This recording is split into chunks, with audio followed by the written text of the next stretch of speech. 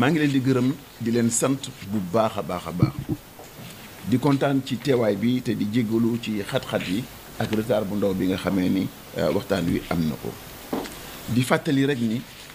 lii dafa di loo xamee ni mënul ñàkk ndax wax nañ ko léegi ci kàllaamay nasaraan ne bi ñu ñëwee ci AIBD dañ ko fekkoon déjà mu nekk ci ay jafe-jafe ndax lu ko jiitu ci atum 2023 ba suñu joon yàlla tey jii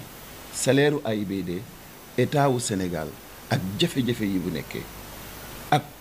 xaalis ni mu ñàkkee moo doon continuer di ko assumer muy lu diis lool ci moom te loolu warul mën a nekk warul mën a continuer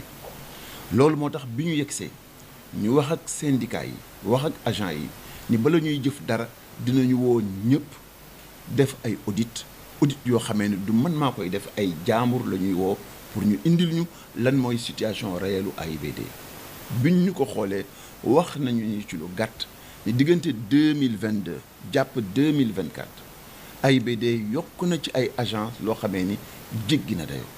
ndax avant 2022 275 agents ñoo fi nekkoon 2022 288 agents dolleeku ci ay CDD ñu jàllaat tuuti jëm 2023 209 wala 218 agents dolli si boole kaak yeneeni agent yu dul jeex yoo xamee ni benn bu si nekk day gën a diisal AIBD di gën a yokk charge yi di gën a yokk fonctionnement yi ndax naka say employé gën a bare ngay gën a soxla bureau gën a soxla courant gën a soxla ndox gën a soxla consommable gën a soxla oto gën a soxla essence lii mooy situation bi nga xamee ni moo yóbbu AIBD ba mu yegg si fii tey jii ñaar rek moo fi nekk ñu bàyyi ko mu continuer ñu ñàkk lépp maanaam 938 agents yi fi nekkoon bi alternance amee lépp day daal di naax saay wala boog ñu takku taxaw doon responsable yi ñu doon wax ak suñu ay partenaires ànd ak ñoom ci li nga xamee ni ñun ñëpp xam na ni mënul ñàkk il faut que AIBD yenneeku ci yan wu diis wi nga xamee ni par légèreté par gabegie par caaxaan par yaama neex dugal nañ ko ci biir AIBD te mu mënoon a ñàkk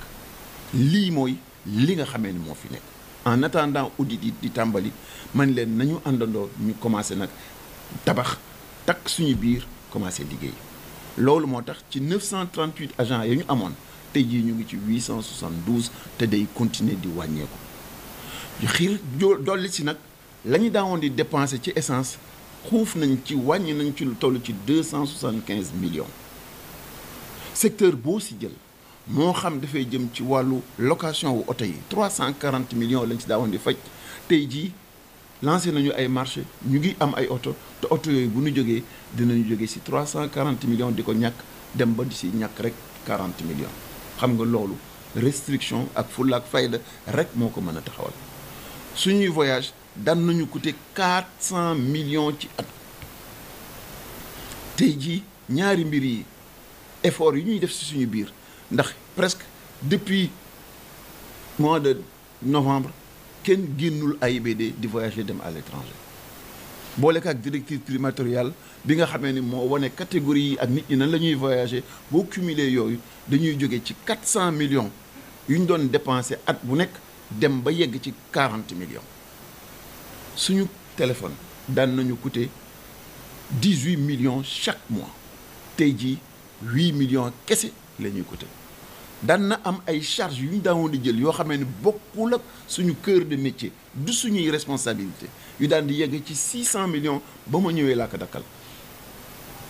boole kaak lii ñuy tabax muy salon d'honneur bi bu sottee dinañu defal économie 300 millions ndax salon d'honneur boobu AIBD moo ko gàddu tabax ka ci lu xaw a toll exagéré ci 1 milliard 700 millions chaque année depuis 2021 ñu si daawoon di joxe 300 millions boo dajalee lépp tey jii 2 milliards 9 dugal nañ ko ci loolee dina dakk dina jeex tàkk ngir ñu mën a taxaw am fulla am fayda liggéey li nga xamee ni mooy AIBD boo xaymaa loolee lépp ci ay économie lu xaw a toll ci 2 milliards 500 millions def nañ ko ci booleek ak budget bi nga xamee ne 23 milliards la woon daaw ren jii resserré nañ ko ba mu yegg ci 18 milliards te bu déwénee dinañ ko gën a resserré ba mën a topp li nga xamee ni moom la AIBD rek mën a supporter ñu sëf ko ngir mu mën a jouer rôle bi nga xamee ni moom lay jouer ci biir réew mi lii yëpp nag li ko waral du bëgg dàqee ndax dàq bi amul solo dafa di loo xamee ni rek reculer la pour mieux sauter. ndax boo amee sa ouvrier nga ni ko danga koy sëf fukki saagu ciment boo ko sëfandoo fukki saag yi bu yàggee tuuti du am mouvement mais boo ko bëggee gis moom di nga wàqi saag yi pour xool ko ci suuf ndax ma nga ca biir waaye boo ko bàyyee mu gàddu saag par saag ci diir bu gàtt dina mën a déplacer fukki saag yépp. question d'intelligence la, de conscience et surtout de responsabilité. loolu moo tax ñu waxtaan ci li nga xamee ne mënatul ñàkk mooy que ni il faut que ñu am plan social moo xamee ne dinañu mën a permettre ñu delloo si waat charge yi ba AIBD mën ko yenu ngir mën a doon outil boo xamee ne day saxal liggéey mën a may nit ñi capacité ñu am assurance bi ba pare tamit mën a def développement bi nga xamee ne war na ko mën a def pour créer yeneen i emploi te loolu suñu xel dal na ci bu baax a baax a baax ndax secteur aéroportuaire dafa di secteur bu dynamique ndax bu ngeen ko seetee ci àddina chaque année ñiy jël avion day gën a bari toujours suñu aéroport bi 3 millions de passagers lañ ko dimensionné woon tey jii mi ngi koy bëgg a matale ndax ñu ngi ci 2,9 millions de passagers balaa ñuy yegg si ci ay avril mai dinañu yegg ci 3 millions yooyu mu war a laaj nag ñu defar extension wu aérogare bi te fii ñu toll nii xam ngeen ni état wu Sénégal li mu gàddu jiggi na dayoo ndax réew mi fii ñu ko fekk metti na jafe na te waxtaan wax dëgg la tant que defaruñu ko duñu mën a dimbali Sénégalais yi duñu mën a sax saxal liggéey ci réew mi te loolu ñun ñëpp ñoo ci war a takku àndandoo ci ngir sacrifice yi ñu jot a def pour Sénégal toll fii mënatuñu taxaw ba toll fii di croiser les bras foog ñu continuer foog ñu ci am fulla am ci fayda yeggale ko ba mu yóbbu ñu fi ñu bëgg te yàlla dimbali nañu am nañu ñaari instrument yoo xamee ni dinañu permettre ñu relancer secteur bi benn bi si njëkk mooy RDIA redevance la boo xamee ni ci billet d'avion yi lay nekk moom moo tabaxoon aéroport bi pour 500 et quelques milliards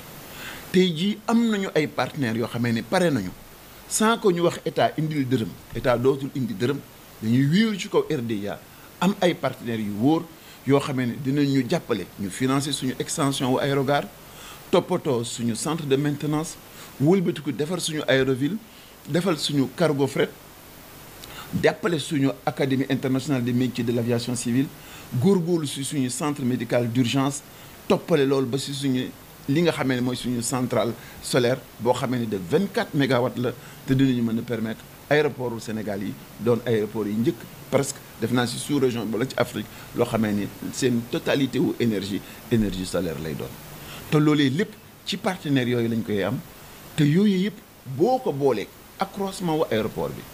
ndax fu ñu daawoon di gérer 3 millions bu ñuy gérer 5 millions wala 8 millions xam nga ni employé dana yokk lool fu ay hôtel nekkul woon bu fa lu ëpp juróom benn hôtel ak ay centres commerciaux ak yeneen nekk day daal di créer centre d'activité handling bi day avancer publicité bi day yokk parking yi day yokk maanaam léppay jebbeendoo ngir ñu mën a am li nga xamee ni ci suñuy xayma bu ñu engagé processus bi waxuma la redressé wala lan dinañu am emploi yu doy buñ ko xayma ci lii ñu taxaw ni lu mu bon 10 000 emplois à l'horizon de 2029 mën nañ ko créer ci plateforme bi te loolu moo taxoon sénégalais yi jiital Bassirou Diomaye Diakhar Faye mu jël Ousmane Sonko teg ko muy premier ministre gouvernement au Sénégal ngir ñu indi changement yi nga xamee ni moom la ñu soxla ci biir réew mi lu mën a nekk la lu war a nekk la waaye dafay laaj ni bu ñu bëggee simmi mbubb ba ñu yoroon démb nga xamee ni yàq la jëfi maa tey la ak defe nu la neexee la sol mbubb mu bees bi nga xamee ni dafa wax nañ jubbanti dëggu ci li ñuy def ba pare jub ci dafay daal di doon loo xamee ne ala kulli xaal entre ces deux éléments simmi mbubb mais ak sol mbubb mu bees mi lu ñu gaaw yaramu neen xaj ci diggante bi et yaramu neen boobu moom la ñuy traversé nii dinañ ko traversé nag ci waxtaan ak suñuy partenaires sociaux réeruwuñu ñoom benn yoon ci lii dinañ ko def ak yërmande ndax xam nañu ni réew mi liggéey moo fi gën a ñàkk te ku nekk fu sa teraanga nekk bu ñu nee dafa am menace ci loolu sa xel dootul dalati dinañu comprendre bu baax nit ñi njàqare gi ñu nekkee comprendre nañ ko ndax bëgg-bëgg bi mooy saxal liggéey ci biir AIBD si biir réew mi mais dañoo war a am fulla nag am fayda bu war a tax ñu xam ni fii rek la ñu mën a jaar pour jot loolu loolu moo tax am nañu yéene ànd seeg suñuy partenaire dox jëm ci loolu ndax loolu bu amee bu yàggee tuuti rek lépp dina jébbiwaat bu yàggee tuuti dinañ amaat dynamique bu bees boo xamee ni ndaw ñi daawoon di nekk ci biir AIBD ak ñëpp dinañ mën a gisaat espoir boo xamee ni ci biir plateforme bi dinañ am li nga xam ne moom la ñuy soxla te moom la ñuy xaar mesures yi nag mesures yu difficile la maa ngi engagé wu ci kanamu sénégalais yi ni duñu bàyyi benn yoon benn agent dinañu ànd ak ñoom taxawu leen jàppale leen ba def ci humanité bi nga xamee ni décision bu mel nii war na ko am dinañ ci accompagner ci indemnité yi muy àndal accompagner leen ci reconversion bi ci war a mën a nekk jàppale leen ba nga xamee ne bu ñu demee ba redresser boîte bi lépp luy beesati luy amati ci biir AIBD ci xeetu ay emploi yu bees ndax wax naa leen léegi ni suñu centre médical bu ñu ko tabaxee moom rek mën na indi 150 emplois sans compter centre chancelière bi sans compter yeneen tabax yu bees yi nga xamee ne benn bu si nekk ay lu am solo lu takku dina ko mën a indi ci emploi jamono yooyu ñi fi nekkoon te miinoon kër gi ñooy doon priorité ñu ànd seeg partenaires sociaux yi pour mën leen mayaat chance su ñu amul liggéey wala reconversion feneen pour ñu mën a ànd ak ñun continuer participer ci li nga xam ne mooy développement réew mi lii mooy yilley woote bii ñu leen woo pour xamal sénégalais yi ni li ñuy bëgg di ko def dañ ci amul pexe li ñuy bëgg di ko def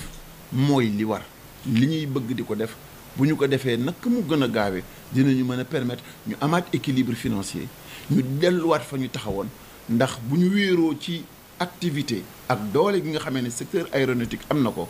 ci lu gàtt la ñuy mën a